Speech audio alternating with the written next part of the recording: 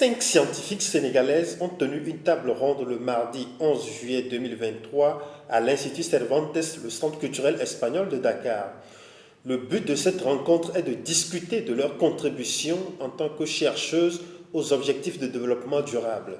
La séance s'est tenue sous l'égide de la fondation espagnole Mujeres por Africa en collaboration avec l'ambassade d'Espagne au Sénégal et l'université El Hadj Ibrahima Niass du Sine Saloum.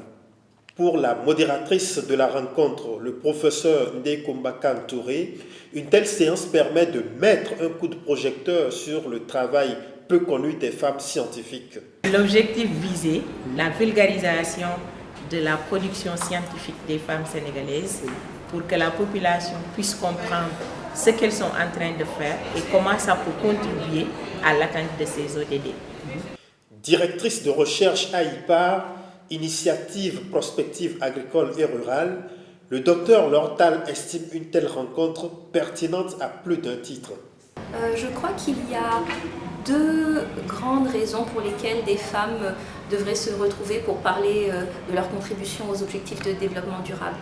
Tout d'abord, parmi les 17 objectifs de développement durable, on en a un, le 5e, qui concerne l'égalité des genres. Et donc, une de nos discussions était de comprendre qui étaient ces femmes chercheurs, combien elles étaient, est-ce qu'elles étaient nombreuses, et on s'est rendu compte que les femmes en recherche représentaient 25% des femmes, 25% des chercheurs au Sénégal, et que de ces 25%, 10% seulement étaient en sciences.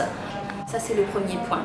Le deuxième point, c'est que on voulait comprendre à quoi s'intéressaient ces femmes, sur quoi elles travaillaient, est-ce que les femmes travaillent sur des sujets différents de ceux des hommes, est-ce que les femmes abordent les questions de recherche de façon différente des hommes. Intitulé « Contribution des scientifiques sénégalaises aux objectifs de développement durable, défis et perspectives », cette table ronde a permis à chacune d'évoquer son parcours avant de répondre aux questions de la modératrice.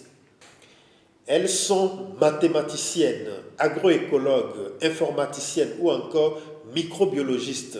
5 scientifiques dont l'ambition de chacune à la base est de résoudre un problème concret de développement. Qu'est-ce qui vous a motivé à choisir les sciences et précisément ce domaine? C'est une passion qui est née quand j'étais toute petite dans une famille où on avait des femmes de ménage qui nous venaient des villages et qui nous racontaient le soir les conditions de vie et qui devaient chaque vacances retourner au village et s'adonner aux travaux champêtres. Et là, c'était l'empathie qui me gagnait de jour en jour. Et je disais pourquoi ne pas contribuer à améliorer les conditions de vie de ces ménages du milieu rural étant citadine. Je suis microbiologiste du sol de formation et je suis intéressée par l'étude des interactions sol-plante-micro-organismes pour produire des biofertilisants afin d'améliorer la fertilité des sols. De contribuer au développement de l'agriculture.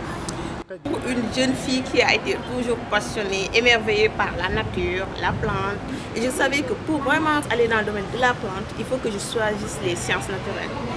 Et après, dans cette science naturelle, je me suis vue en fait dans la logique d'améliorer les conditions des femmes. Parce que je voyais que dans l'agriculture, les femmes étaient là et souffraient. Donc, dans les sciences naturelles, on avait la possibilité de faire la biologie animale, la biologie végétale et la géologie.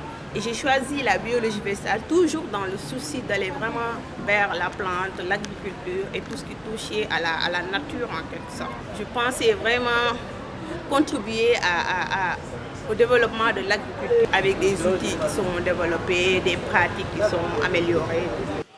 Et pour ceux qui en doutent, aussi bien les mathématiques que l'informatique ont leur partition à jouer dans les politiques publiques mises en place pour l'atteinte des ODD. Les docteurs Faguei et Marie, toutes deux Ndiaye, sont les reines-mères de ces domaines de recherche. Alors, dans mon domaine, j'utilise l'informatique comme outil de modélisation, outil d'interrogation des données pour l'aide à la décision. Donc ce que je peux dire dans ce sens-là, c'est qu'en fait, j'étudie les données pour voir le comportement d'un phénomène actuel ou pour prédire le comportement futur d'un phénomène. Et à partir de là, je peux donner l'information qui va permettre aux décideurs de prendre une décision par rapport aux autorités. Oui. Tout individu est un mathématicien, qu'il en soit conscient ou non, c'est un mathématicien. Maintenant, il suffit qu'il aborde des recherches en mathématiques pour savoir maintenant effectivement qu'il est mathématicien. Tout un chacun est mathématicien. Tout ce que nous faisons du matin au soir, c'est de la mathématique. Il faut que tout le monde prenne conscience de l'utilité des mathématiques pour que les mathématiques soient accessibles à tout le monde. De ce fait, ce qu'il faut faire, c'est qu'en enseignant les mathématiques, il faut proposer des activités tirées de l'environnement immédiat de l'élève. Et à partir de cette activité-là, tirée de l'environnement immédiat de l'élève, il découvre, non seulement il résout cette activité-là, en découvrant des notions mathématiques qui sont derrière. Et voilà, on est en train maintenant de joindre l'utile à l'agréable. De par des jeux ludiques, voilà, on parvient à découvrir de nouveaux concepts mathématiques. Au menu du débat, leurs travaux dans les biotechnologies en vue de l'amélioration de la nutrition et de la production agricole. Leurs recherches dans l'analyse des données massives, dans la lutte contre le changement climatique ou l'insécurité alimentaire. D'autres questions comme l'enjeu des intelligences artificielles, la modélisation ont été passées au crible sous le regard admiratif d'un public manifestement médusé par ces chercheurs qui, en l'occurrence, étaient des chercheuses. Notre problème, c'est la reconnaissance. Anna l'a dit au Parlement, nous ne représentons que 28% des chercheuses à travers le monde.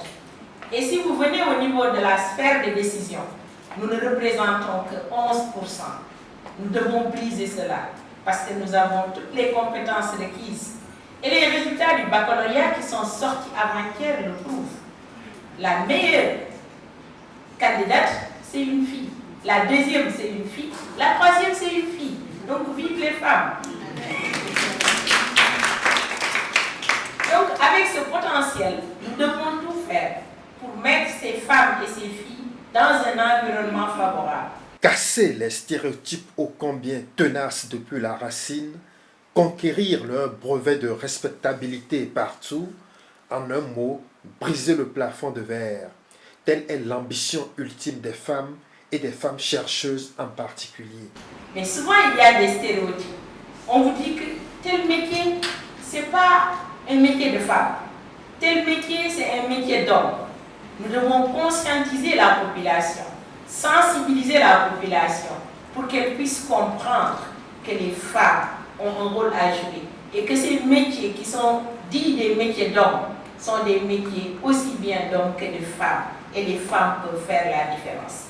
Et si vous voyez, toutes les institutions qui sont dirigées par des femmes sont les meilleures institutions du monde. Ça, vous pouvez évaluer.